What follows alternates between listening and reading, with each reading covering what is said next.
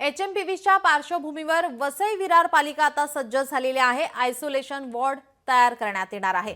आरोग्य विभागाचे प्रभारी उपायुक्त यांनी या संदर्भात माहिती दिली आहे। राज्य शासनाने ज्या गाईडलाईन्स जारी केल्या आहेत त्याप्रमाणे आपण सज्ज आहोत, असे पालिकेचे आरोग्य विभागाचे प्रभारी उपायुक्त समीर भूमकर यांनी म्हटलंय।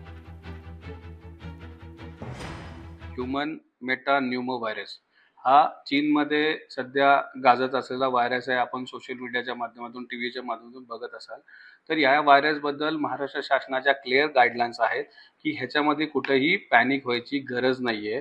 सोशल मीडियाच्या ज्या अफवा आहेत त्याच्यावर विश्वास ठेवायची गरज नाहीये।